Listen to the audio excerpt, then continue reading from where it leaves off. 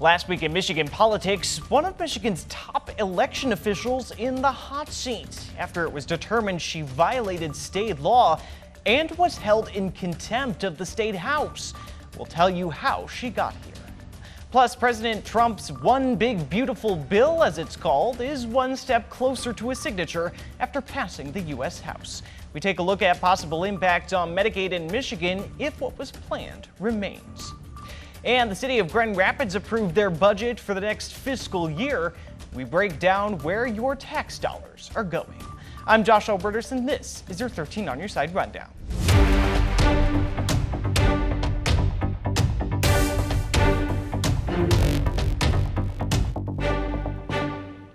Thanks so much for joining us. We had an unplanned hiatus for a few weeks due to 13 on Your Side's coverage of a number of prominent local events. We wanted to apologize for the programming interruption and thank you for your patience. But we begin this week with the news surrounding Michigan Secretary of State Jocelyn Benson.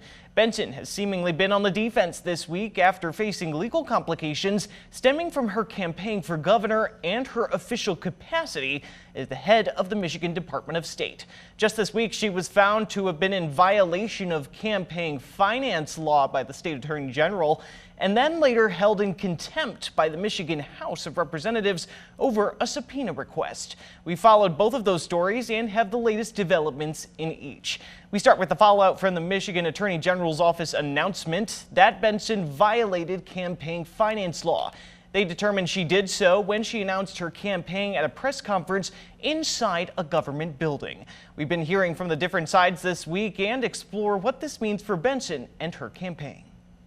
The bottom line is I will be a governor whose work is defined by efficiency and transparency. That was the tone Michigan Secretary of State Jocelyn Benson set on day one of her campaign to replace term-limited Governor Gretchen Whitmer. I'll also be a governor that will work with anyone in a collaborative way to ensure we are investing in our people and making Michigan the best place to call home. But now Benson under legal fire for how she did it. After receiving complaints about Benson's use of a government building lobby to hold a press conference announcing her campaign, the state attorney general's office concluding this week that violated the state's campaign finance law. But whether the AG can do anything about it is apparently another matter. The Secretary of State is usually the one tasked with investigating possible violations. The letter from the Department of Attorney General's Opinions Division saying the legislature has not provided the AG with any authority as to penalties that can be imposed if, following referral, it is determined that the Secretary of State was the one to violate the law. The letter also saying the legislature may want to address what it calls the unequal treatment under that law. Following the recommendation, the Republican Speaker of the House responding. I think we got the report yesterday. And so we're evaluating it. We're talking with our members. In a statement, the Benson campaign saying Monday in part that they, quote, understand the Attorney General is issuing a new interpretation of the law. We're going to consider the options we have, and one of them is to rewrite the law. And we also have other tools that we can use to hold Jocelyn Benson accountable. Republican Speaker Matt Hall even signaling they could use budget consequences to punish Benson beyond a warning. I will point out, though, we have the House Oversight Committee. We do ultimately control Jocelyn Benson's budget. And so we're going to look at all of the tools that we have at our disposal to decide exactly how to handle this violation of the law. And later this week, an attempt from House Republicans to get access to election-related materials from Benson turned to them holding her in civil contempt. We took a closer look at what happened and what each side was claiming. It's a pretty disappointing day today for the state of Michigan. A striking step from House Republicans on Thursday, voting to hold Democratic Secretary of State Jocelyn Benson and her Department of State in civil contempt. The resolution is adopted. The move following a subpoena from the House Oversight Committee in April, one that sought to give lawmakers access to materials related to election training. We are simply trying to determine, is the Secretary of State's office administering elections in a lawful manner? The entirety of the information they had requested, leadership argued, had not been provided. This is unacceptable for a Secretary of State to not be working with the legislature and turning over manuals that thousands and thousands of clerks and their staff currently have. All former clerks, these three lawmakers explained they would have had access in their past roles, didn't understand what they felt was the current secrecy. This is training. This is about certifying our election officials. And, it just leads me to believe there's something that is unlawful in that e-learning center, that improper directives have been provided to the clerks. The vote getting the support of all 58 House Republicans in the narrow majority. But from Benson's view, it's a story of political games. This is government rooted in bullying and chaos, and I'm tired of it. While thousands of pages, she said, had been turned over to the committee, the secretary asserting other information may contain secure data. In the law, in Michigan election law, clerks have access to secure election information that they do keep confidential, and they have to keep confidential by law. She said her team had suggested including a judicial mediator in the process and had sought an assurance that confidential information would not end up in anybody else's hands. I will work with anyone to ensure that transparency and truth rules the day. But that also means working to ensure the safety and security of our elections. And you cannot bully me or abuse your authority to get access to information that, if it ends up in the wrong hands, could be used to interfere with the chain of custody of ballots, tamper with election equipment, or impersonate a clerk on election day. It was an assurance she felt they had not gotten from a committee that had given its chair broad power to share its confidential information, leading to what had become a legal standstill. So if Chairman DeBoyer and the House Republicans want to go to court over this, we will see them in court. In terms of what comes next, this resolution the House passed directs its Office of Legal Counsel to take steps to get the compliance they're looking for, and that could include what it calls legal action. So if the Secretary and House leadership remain dug in on their sides of this debate, it could very likely mean the next step could be the courtroom.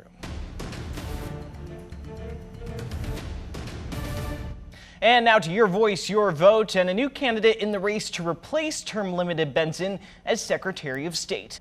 Ingham County Clerk Barb Byram announced her run this week, now the second Democratic candidate in the race. Byram has served as clerk in Ingham County since 2012, and prior to that, she served 6 years in the Michigan House. Byram faces Michigan Deputy Secretary of State Agogo Adeviyi in the August 2026 primary election. No other major candidates have announced a run for the office. A New York man pleaded guilty in federal court for threatening Michigan Attorney General Dana Nessel. According to court documents, Kevin Delgado posted a threatening reply to a post by Nessel on social media. In the post, Nessel shared a picture of herself and a friend who had been murdered. She also described her friend's faith and contributions to the community. Delgado admitted he threatened her because of her religion and her perceived sexual orientation. And in Kent County, the city of Grand Rapids approved its budget for the next fiscal year, which starts on July 1st. This week, we took a closer look at the numbers to break down where your tax dollars are going.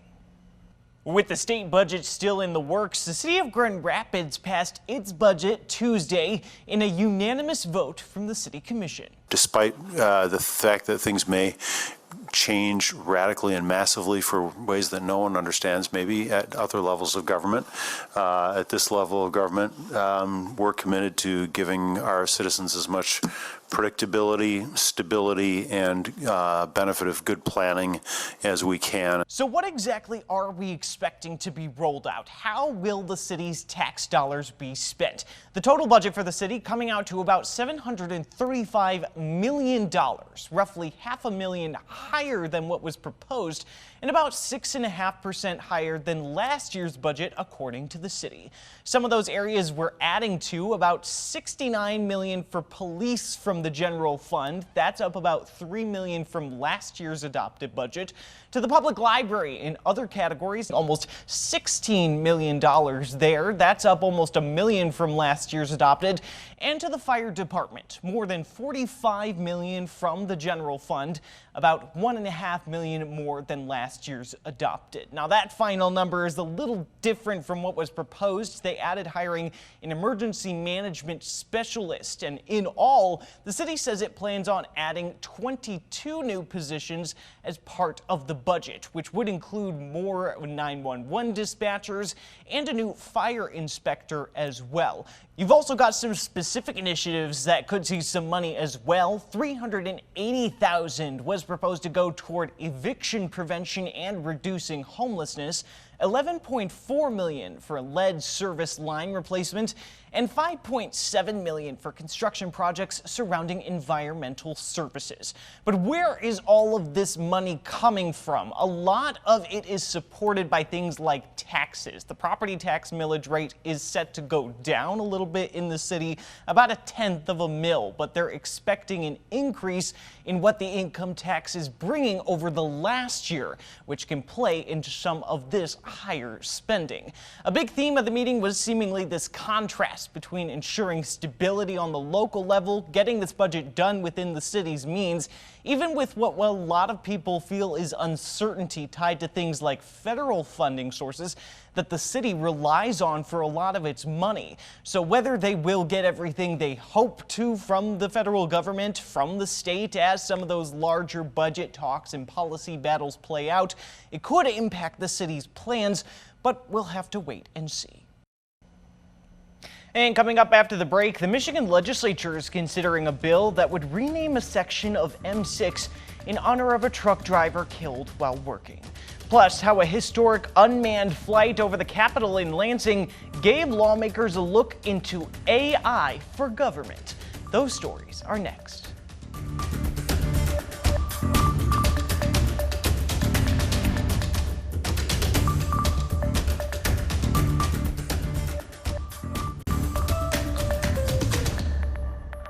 A portion of a West Michigan highway may soon honor a young man killed alongside the highway while helping a stranded driver. Tow truck driver Keegan Spencer was hit and killed along M6 in November of 2023. His father went to Lansing this week in hopes of getting that very stretch of highway named in his honor. 13 on your side's Micah Cho was there as lawmakers debated the Keegan Spencer Memorial Highway bill. M6 from Kalamazoo Avenue to 60th Street on the south side of Grand Rapids could soon become the Keegan Spencer Memorial Highway. Now, the bill to rename that portion of M6 passed through the Michigan House chambers earlier this afternoon with support from both Republicans and Democrats. Let the Keegan Spencer Memorial Highway stand as a lasting testament to a young man whose light shone brightly even in the face of danger. Miko Garrison and Matt Spencer will tell you nothing can bring their son back, but the possibility of renaming a portion of one of West Michigan's highways after him will keep his memory alive. Keegan's life meant something, and now we're going to be able to get a sign out there, hopefully, that'll promote the slow down, move over movement and distracted driving. Keegan Spencer was hit and killed by a car on M6 near Caledonia in November of 2023. Peyton Ferris, who was 19 years old at the time, pleaded no contest last year to a misdemeanor count of moving violation causing death and received a suspended jail sentence. Now, that stretch of highway where Keegan died could bear his name for years to come. Representative Angela Regas from Caledonia sponsored the bill known as House Bill 4267. Typically, road namings are for fallen military, police, of that nature. However, given the fact that Keegan, like all of them, are doing their line of work on the side of the road, putting themselves in harm's way every single day for us, I think that we owe him the ultimate respect, and this road should be named after him. Keegan would be the first tow truck driver in the state to have a highway named after him. His parents hope that a sign bearing his name will remind drivers to watch and slow down for tow truck drivers and first responders helping others on Michigan roadways. It's a great day, but it's also bittersweet because, as Matt has mentioned, it's unfortunate that our son, his life was cut short, but there's still some good being done out there. Now this will be on the way to the Michigan Senate, and if it passes through there, it will end up on the governor's desk for signing. For now, in Lansing, I'm Micah Cho for 13 on your side. A bipartisan bill recently proposed hopes to help families affected by PFAS contamination in our state. State Senator Mark Huizenga and State Representative Julie Rogers have introduced a bill that would allow families to get free PFAS testing for their children. Back in 2017, PFAS were found in well water in Kent County after chemicals used by Wolverine Worldwide leaked into the water. Huizenga says one woman he spoke with says her testing cost $800. Because PFAS contamination is still an issue in our state, he says families should be able to make sure their kids are healthy at no cost. We think the state can and should stand up and support parents and children that may have been exposed. And then again, those that have been exposed that have a higher number, they will be followed and scrutinized. And as the science catches up with it, whether it's a pharmaceutical agent or other tools, that will help them to mitigate their levels of PFAS in their bloodstream. The bill is in its early stages, but if passed by the state legislature, the pilot program would focus on families in Kent, Ottawa, and Kalamazoo counties.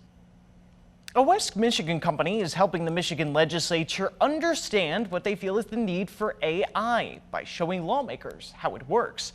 In the first ever approved drone flight over the state capitol, Grand Rapids company Westwood AI flew over the building to show lawmakers what the capabilities are. They used the drone and its high-definition camera to take unique photos that will allow the company to make a full-scale model of the building. They then use AI software to demonstrate tiny changes in the building over time in preparation for repairs or renovations. Westwood AI reps say this demo shows what the technology can do. We can take our application like Roof Ranger and look at what we just had with the storms. So essentially now what we can do is we can go out to a location with a certified pilot, scan the entirety of an area, and we can provide a full damage report back on every one of that location. So you're not having to sit down there manually doing it, you're not having to get yourself in danger, you're not having to wait for long turnaround times. So you can get that, 3D model, everything, all within the safety of nice, safe, secure area. Westwood AI makes AI products for private companies, the government, and the military. After nearly a decade, the water emergency in Flint is finally over. This week, the U.S. Environmental Protection Agency lifted its Safe Drinking Water Act emergency order for the city. That emergency order was issued in 2016. In 2014, Flint's water became tainted by lead after a state-appointed emergency manager switched the city's drinking water source to the Flint River.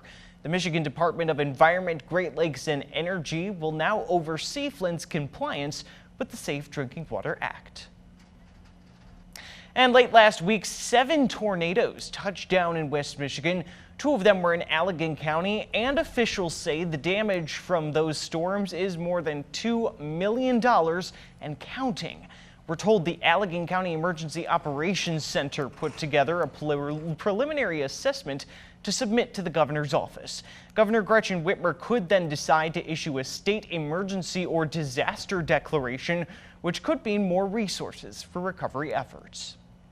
Big potential changes to Medicaid passed the U.S. House in Washington and are only a Senate approval away from the president's desk. 13 on Your Side spoke with a disability advocate here in West Michigan about the possible consequences to Medicaid recipients in the area. That's next.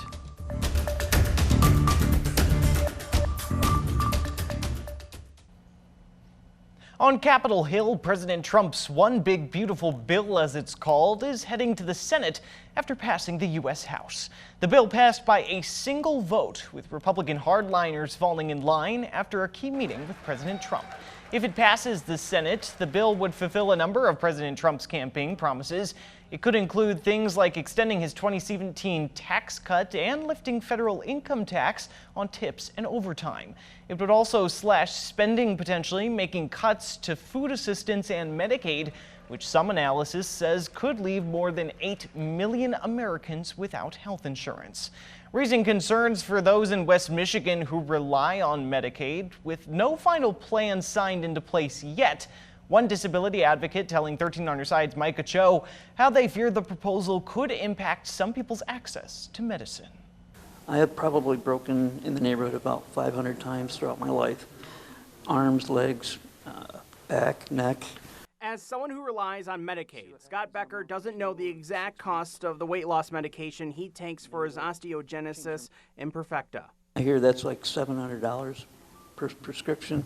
I may be wrong on that. Also known as brittle bone disease, Becker is confined to a wheelchair and takes Wegovy to keep his weight down, keeping pressure off his bones.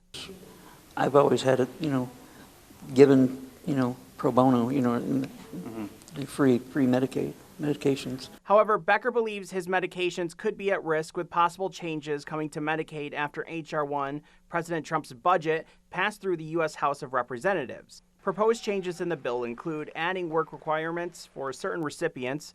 According to the Associated Press, this would take effect on December 31st of 2026. While these changes are proposed for certain able-bodied Medicaid recipients, the confusion is still there for millions of Americans like Becker. Congressman Bill Huizenga, who represents Michigan's 4th Congressional District, voted in favor of the bill. In a statement, he praised the changes, saying, quote, "This legislation reestablishes work requirements for able-bodied adults without dependents. It stops illegal immigrants from accessing taxpayer-funded assistance, cracks down on those enrolled in multiple state Medicaid programs, and strives to reduce the more than $500 billion in improper payments." And that's the rundown for your week in Michigan politics. Be sure to keep up with all the top political stories of the day, both on air and online at 13onyourside.com. We'll see you next week.